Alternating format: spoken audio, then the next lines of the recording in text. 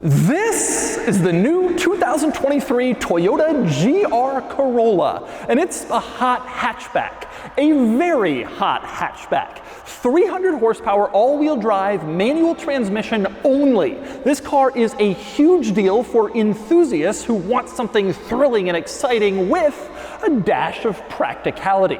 And today, I'm going to show you everything.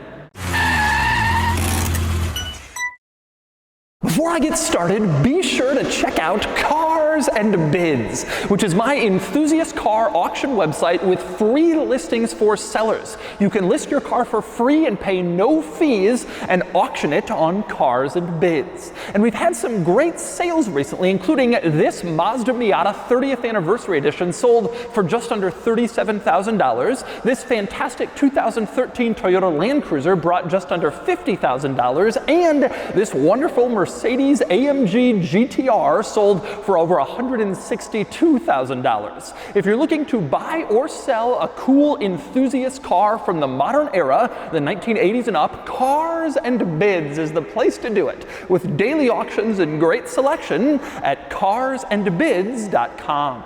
So let's talk GR Corolla. GR is Toyota's growing performance division. It stands for Gazoo Racing, and in other markets there's also a GR Yaris, which has been getting an enormous amount of praise, including by me. I reviewed one last summer, but it's not available here in the United States, and that's been a huge source of disappointment until now. Now we have something just as good, the GR Corolla, which is larger than the GR Yaris, but also more practical and more powerful to compensate. And today, I'm going to show you everything. I can't yet drive the GR Corolla, but I can give you a thorough tour of its quirks and features. So let's get started.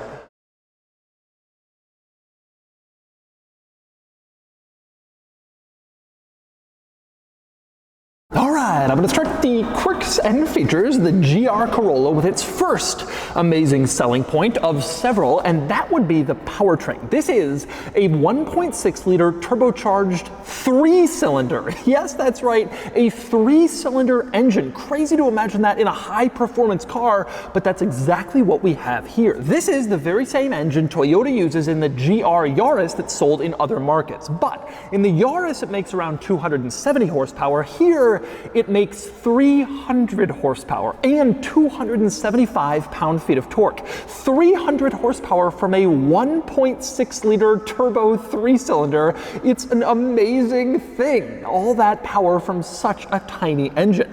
But that's what's going on here. Also with this engine, worth noting, on the plastic engine cover, there are 3 lines, as you can see, which fits in with the apparent unspoken rule that all plastic engine covers must have the same number of lines as they have cylinders. All cars seem to do it, and this one does too. A 3-cylinder in this car. And there's more cool stuff on the inside of this car. One, the transmission. The GR Corolla is only offered with a 6-speed manual transmission, no automatic available, which is pretty impressive and pretty rare. Performance cars used to always be manual only, but that is gone in modern days. But this one still is only a manual transmission. It's a 6-speed manual, and you can see it has a cool shift knob design with GR and the gear pattern kind of imprinted on the metal at the top. Plus, there's a signature here that says Morizo, which is like the racing name of Toyota's CEO. That's like the name he uses when he races, and so that name makes it onto the shift knob. Pretty cool having a manual only car. Then there's the other neat benefit of the GR Corolla, and that would be its all-wheel drive. And the bias of the all-wheel drive system is fully selectable. You have this knob here in the center console, and you can twist it or push it to adjust where the power is going. If you push it in for normal mode, you get 60% of your power in the front wheels and 40% in the back. But you can also lock it in 50-50 front and rear, or you can switch up to 70% of the power to the rear wheels for sort of a drifting, rear bias, handling focused car if you want to. So different all-wheel drive biases that are easily selectable with this switch. Pretty cool. Also notable with the manual transmission in this car, it includes rev match downshifts, meaning if you go to downshift, the car will automatically rev up to have a perfect downshift, so you don't don't have to do it yourself. You can turn this off, but I drove the GR Yaris with this feature and I thought it worked fantastically, as it does in some other manual performance cars, so it's cool to see they've integrated it here too. But anyway, some other nice upgrades to the interior of the GR Corolla. One is stitching. You can see there's quite a bit of stitching here on the seats and the center console, the gear lever area. It's all white stitching, but Toyota tells me that the final version of the GR Corolla will have all of this stitching in red, actually, instead of white. This is a pre-production prototype model that isn't completely how the GR Corolla will look, and that stitching color change is one of the things that's going to be different. Now, another thing worth noting in this interior is you do have some GR badging, but it's surprisingly minimal. For example, GR at the base of the steering wheel, as you can see, and there's a GR badge on the start-stop button, which is interesting. Probably my favorite GR badge is in the gauge cluster, but the funny thing here is, since the gauge cluster is a screen, this is a GR logo that pops up on the screen when you turn the car on, and it always stays on the screen.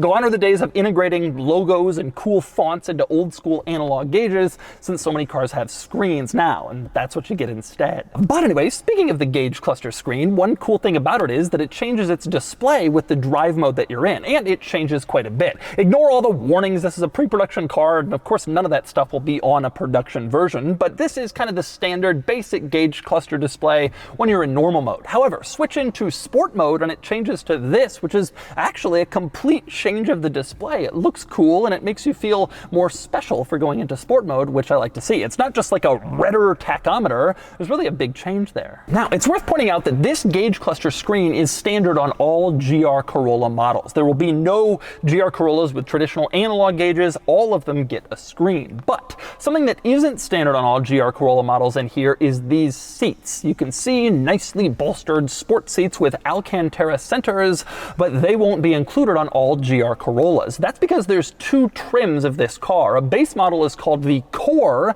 and then this is the upgraded version called the Circuit. The Circuit model has these Alcantara seat inserts, which look and feel lovely, and of course keep you a little bit more in place when you're going around hard corners. The Core model, the base version, will have what Toyota calls performance fabric seats instead.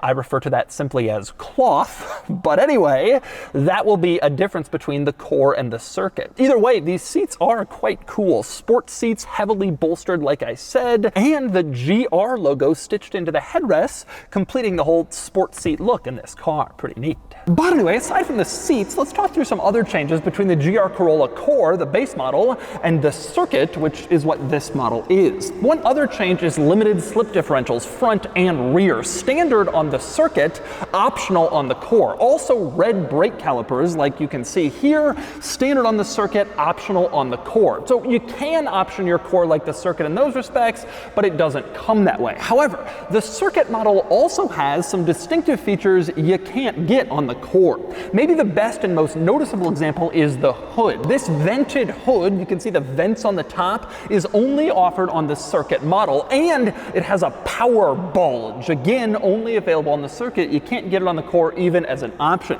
Same deal with the roof. The Circuit model comes with a forged carbon fiber roof. You can see it here, and that's not offered on the Core. It's standard on the Circuit, but not available on the Core.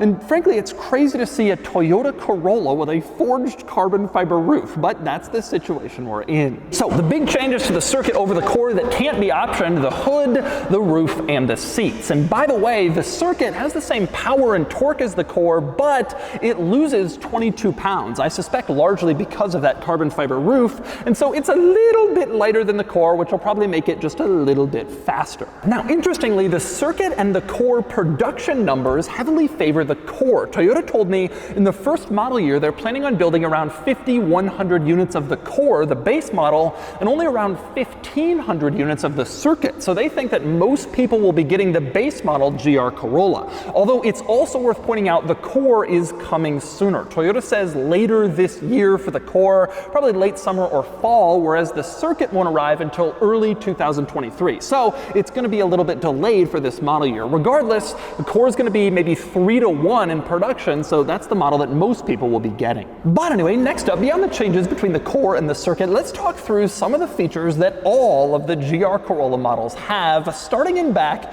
with the triple exhaust. 3 cylinders, 3 exhaust pipes, which seems like overkill, but who am I to judge? It certainly looks cool and it sounds good too. Take a listen to a rev or two from the GR Corolla.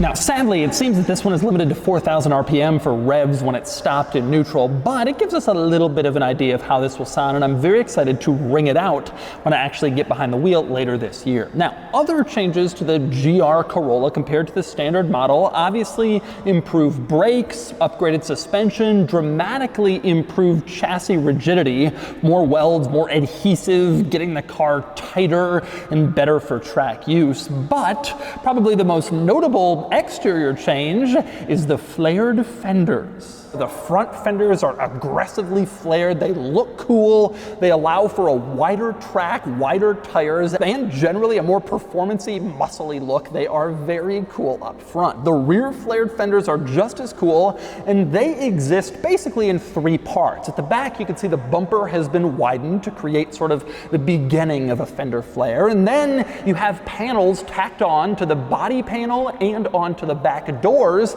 in order to continue the rear flare over the entire rear wheel. It looks very cool in some. The front and rear fenders flared out, just giving this car an aggressive, muscly, exciting look from the side, from the quarters. It's just awesome. Totally transforms the look of the Corolla hatchback. And then there's the rear. Like I said, the bumper has been widened for the fender flares, and you look at this car from the back and it looks monstrous. Massive exhaust. You have a huge rear diffuser here. You can see at the bottom, which is very aggressive and very performance-y, and then it's just wide, and the width also makes the car look lower, which helps contribute to an even sportier image. It really does look cool from just about any angle with this car, front, rear, sides, whatever, because of all these changes. And also, it's worth pointing out the front, of course, has been upgraded as well. A more aggressive front end, larger grille, more muscular front fascia with some vents. That also looks cool up there. Basically,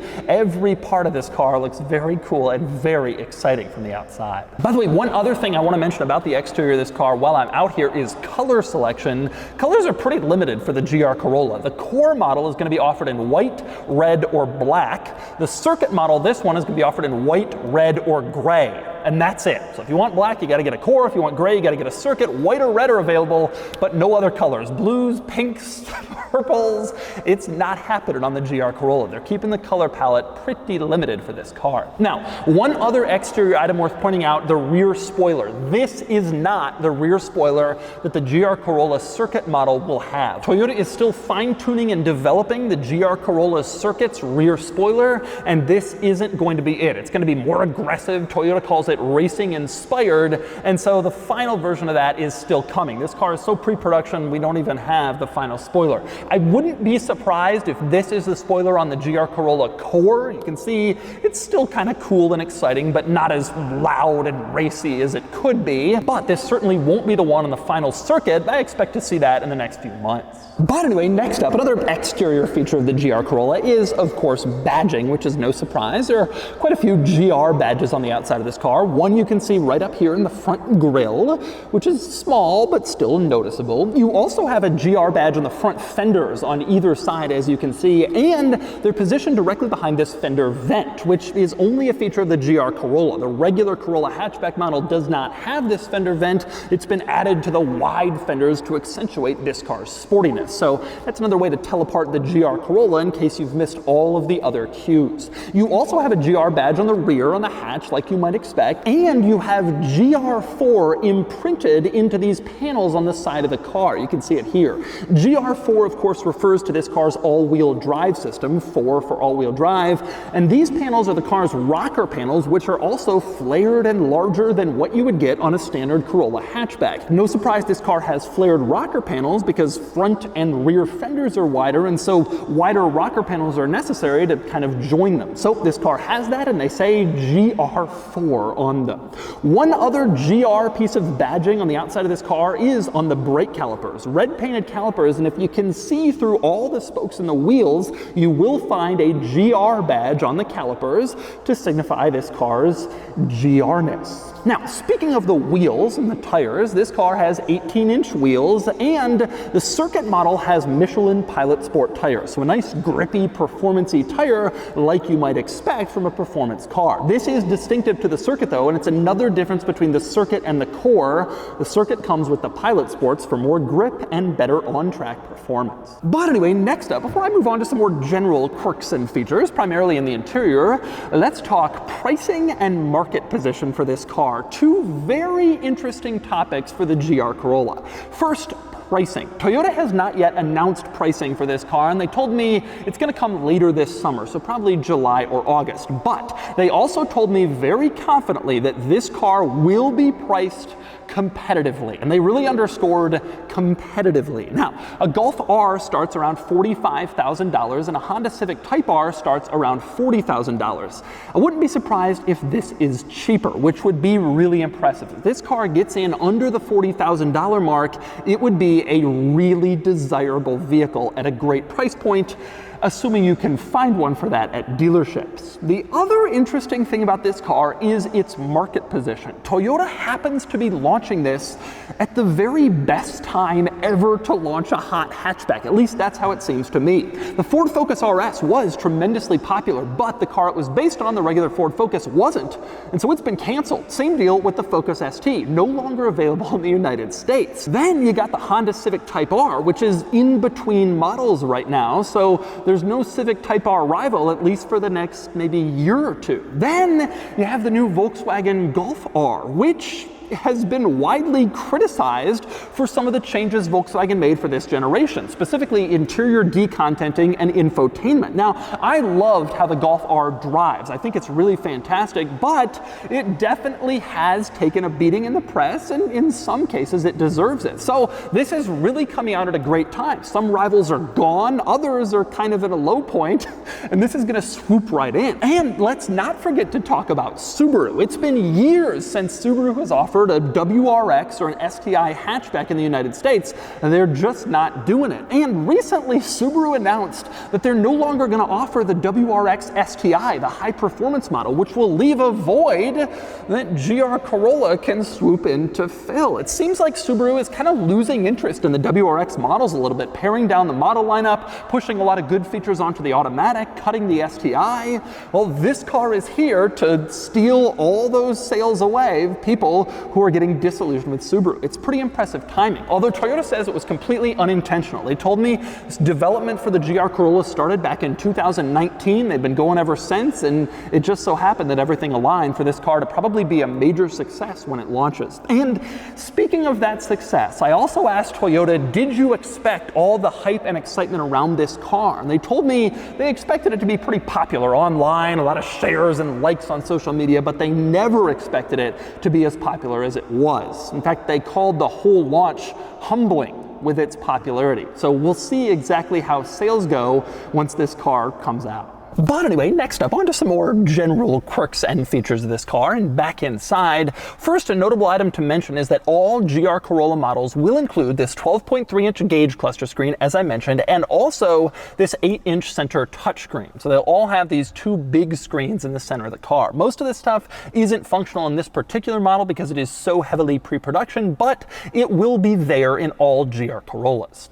Also worth pointing out in this interior is very Corolla in here. Very Toyota in this interior. Not tremendously high-end, luxury, nice, exceptional. Even though this is the cool, special, hyped GR Corolla, it's very much a Corolla interior. And I mention this because I notice a lot of people on social media, a lot of YouTubers with Lamborghinis saying, bro, I can't wait to get a GR Corolla. Well, when they get inside and actually drive it, they might find themselves a little disappointed. It's largely Corolla in here. Now, this isn't at all a surprise to me. It's always been the same for cars like this. The WRX is very Impreza inside. The Focus RS is very Ford Focus. But to some of these people who have really high expectations and some real hype for this car, might be a little disappointed by this interior. Same deal with the new Ford Bronco. Rich people get in it because they like how it looks, and then they quickly discover it ain't a luxury car, and then they get bored of it and want to sell. Same deal with this thing. It's not luxury. It's a Corolla that's been tarted up and made cool. and you got to understand that from the start. And next we move on to the back seats in the GR Corolla, which I would say are fine, but they're not huge. And that's an important point to remember. This is a compact car at the end of the day. It's practical as a performance car because it's a hatchback with 4 doors, but it isn't exactly huge back here. And if you're sitting in the back as an adult, you'll find your knees pushing up against the front seat, your head pushing up against the ceiling. You got space in back, more than in a lot of sports cars, but you don't have huge space. Nevertheless, it is reasonably practical in other areas back here as well. You have some charge ports at the back of the front center console, easy access for rear passengers, as you can see, and the seats offer some nice practicality. Although they also offer a nice look. You have that suede Alcantara upholstery on the rear seats, just like you do up front. Not quite as cool as the front seats, not as heavily bolstered, no GR logo in the headrest, but it still looks cool and exciting and performance-y back here. But anyway, practicality,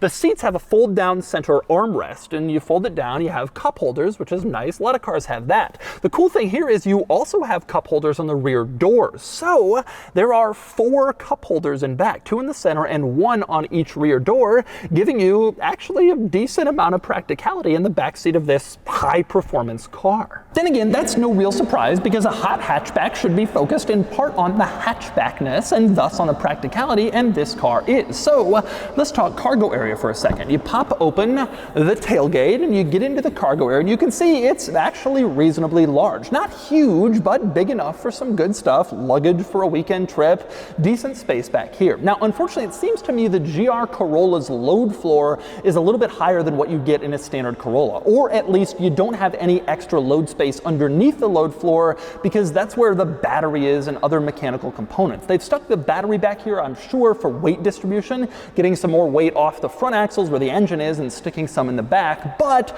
it does rob a little bit of cargo space and practicality in this car. Still quite practical and very easy to put down the rear seats. You can just pull the latch on the side, fold them down, and then you have a true large practical cargo area back here. You could move apartments in this car if you want to, in 300 horsepower, 6-speed manual, all-wheel drive, rally-inspired bliss. And so those are the quirks and features of the Toyota GR Corolla. This car is a big deal, and it's what everybody wants from a hot hatchback. Massive power, manual transmission, all-wheel drive, and some extra practicality. This car looks absolutely perfect, at least on paper. I'm excited to drive it later this year before it goes on sale. But for now, there's your most thorough tour yet of the quirks and features of the GR Corolla.